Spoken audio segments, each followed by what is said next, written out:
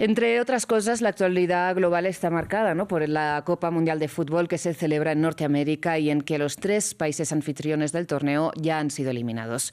Una fiesta deportiva que se ha visto empañada por polémicas de distintas índoles. Hoy, por primer día desde su inicio, no hay encuentros entre las selecciones que siguen en competición y por ello aprovechamos para hacer un balance de lo que va hasta ahora de esta competición. Así las cosas, conectamos con Fernando Camilo Garzón Gómez. Él es editor de deportes del periódico colombiano El Espectador. Muchísimas gracias por estar con nosotros. Muy buenos días, Fernando. De entrada, le pregunto, en principio, ¿cuáles han sido, a su parecer, las principales sorpresas deportivas de este Mundial? Bueno, buenos días. Un saludo a todos los que nos ven. Primero, creo que las grandes sorpresas deportivas de este mundial han pasado tal vez en esta última ronda por la eliminación de Brasil ante una Noruega que no ha dejado de sorprender al mundo, sobre todo por la exhibición de un jugador como Erling Haaland y por lo que ha generado en las tribunas su afición. De resto, uno podría hablar, por ejemplo, en esta fase que va a empezar tras los octavos de final con los cuartos de final de Marruecos. Lo que pasa es que uno ya Marruecos ya no lo podría considerar sorpresa, pues viene de ser semifinalista del anterior mundial y está precisamente consolidando y reconfirmando lo que ya traía en el anterior proceso. De resto, lo que uno ve es, por supuesto, el tema de Suiza, que alcanza por cuarta vez en su historia el lugar en los cuartos de final, después de muchísimos años, casi desde los años 50, no clasificaba una instancia de este tipo y se podría considerar sorpresa más con lo que traía Colombia, pero en el resto de equipos un poco se confirmó lo que pensábamos antes del Mundial y lo que se podía prever de los grandes favoritos del campeonato luchando por el título. Y ahora, con estas sorpresas y no sorpresas de los equipos que quedan en competición, ¿cuáles son un poco sus perspectivas para lo que queda de torneo? Bueno, será emocionante, una lucha muy cerrada. Por un lado del cuadro tal vez podríamos dibujar dos favoritos, dos grandes favoritos. Si bien Marruecos, ya dije que no es una sorpresa, sí tendrá una labor muy difícil contra Francia, que ya lo derrotó en las semifinales de Qatar 2022. Francia es el que uno puede dibujar de todo el cuadro como el gran favorito. Va por ese lado izquierdo, por la parte de arriba, y creo que será uno de los posibles semifinalistas. Y ya por la parte de abajo está una España que también llega como gran favorita, campeona europea, y se enfrentará a una Bélgica que viene a eliminar a Estados Unidos, que era el anfitrión y uno de los grandes sensaciones al inicio del torneo, pero ahora con Bélgica no tuvo un buen partido. Bélgica pasó de ronda, Bélgica no venía tampoco muy bien, pasó una ronda de 16avos contra Senegal sufriendo y con una remontada épica igual a la que hizo Argentina ayer. Entonces, por ese lado del cuadro, yo creo que los favoritos tienden a ser Francia y España, con Francia tal vez con un poco más de favoritismo. Y ya desde el Sí. otro lado, la otra perspectiva, pues hay dos grandes favoritos, como son la selección de Inglaterra y Argentina. Ahora hay que decir, esas dos selecciones no han mostrado tampoco su mejor forma, la forma que nos tenía acostumbrados, y muchos pueden decir que Noruega puede poner en aprietos a Inglaterra y que Suiza le puede complicar el partido a Argentina. Ya no sería una sorpresa, pues ya vimos que Cabo Verde y Egipto en la ronda eliminatoria lo pusieron contra las cuerdas. Tal vez se dibujan esos dos favoritos también por ese lado, pero ahí, en ese lado del cuadro, ya no está tan claro quién puede avanzar hacia las semifinales. Le pregunto precisamente por este partido entre Egipto y Argentina que tuvo lugar ayer, y después del encuentro el seleccionador de Egipto, entre muchas otras personas, criticó muy duramente el arbitraje, ¿no?, y lo calificó de estar a favor de Argentina. ¿Cuál es su opinión? Yo creo, objetivamente, analizando las jugadas específicas en las que entró el VAR, que el VAR actuó correctamente, que fue lo que sucedió en la primera jugada cuando se le anula el primer gol a Egipto, que correspondía a su segundo tanto.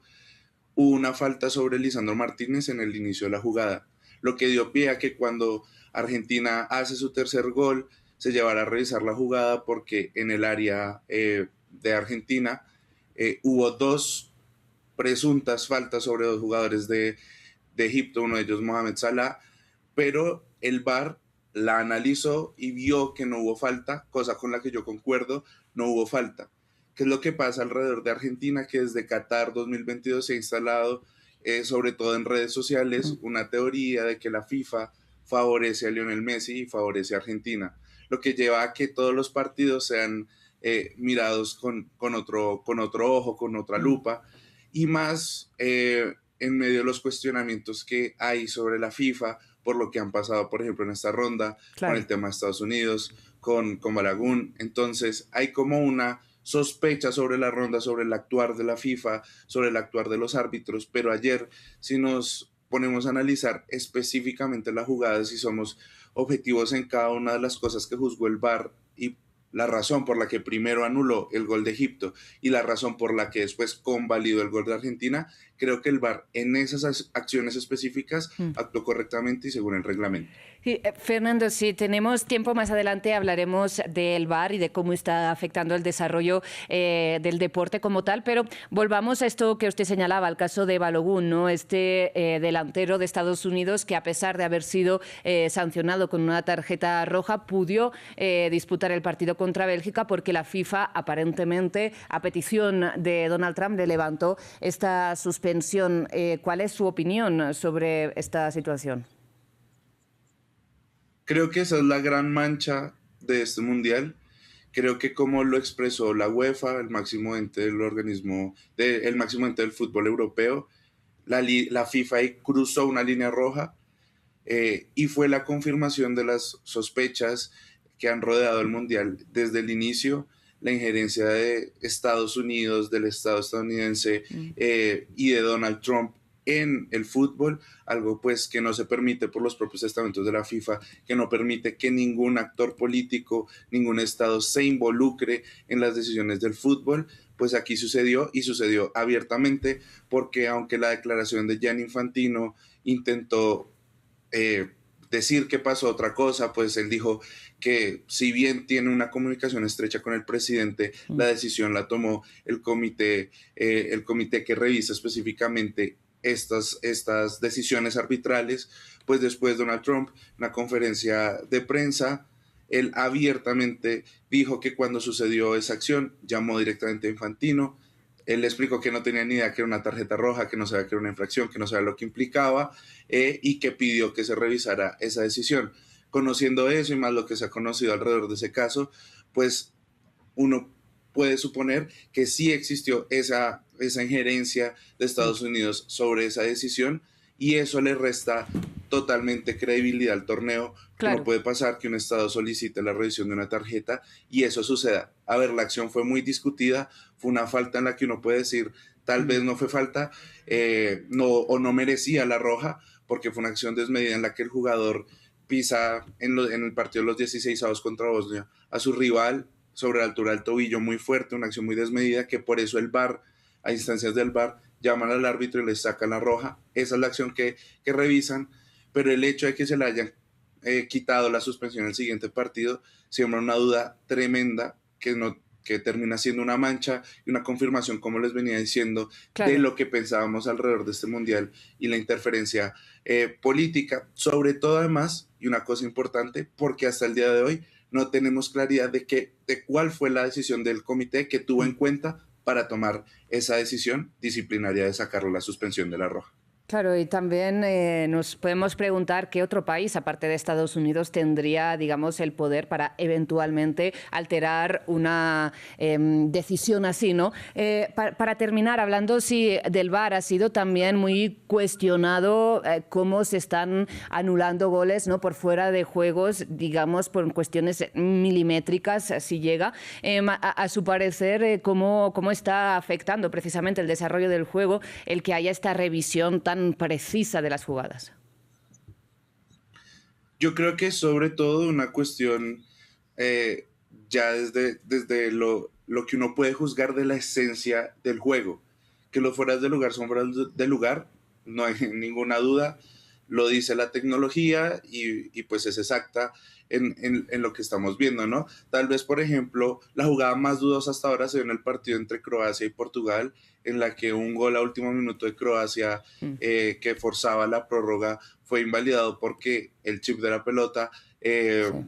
dio la señal de que un jugador de Croacia tocó el balón con la cabeza, que fue imperceptible al ojo, pero sí lo detectó la tecnología, e inhabilitó al jugador que hizo el tanto.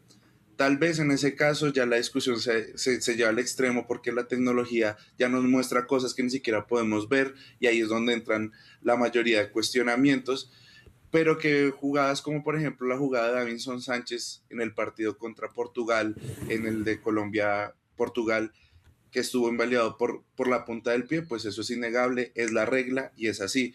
Creo que ya la discusión va hacia otro lado y es una discusión de hace mucho tiempo que está en el fútbol sobre el tema de qué tan ligado a la esencia del juego están esas determinaciones, qué tanto afecta que un jugador esté adelantado por la punta del pie, qué tanto se debe revisar esa regla. Se habla mucho de la ley de Arsène Wenger, el ex técnico del Arsenal, que habla de que el jugador que esté adelantado, así esté adelantado con todo su cuerpo, pero tenga una parte del cuerpo detrás de la línea del defensor o de la línea del balón, pues Sí. estaría habilitado. Esa es la discusión que se está dando. Yo creo pues que las decisiones que se han tomado en este mundial parten de la justicia, las reglas que ya estaban y de las reglas del fuera de lugar, pero es bien cierto que es una discusión muchísimo más larga, muchísimo más profunda sobre qué debería pasar con el fuera del lugar en acciones ya pues muy específicas como las que se han dado en esta Copa del Mundo.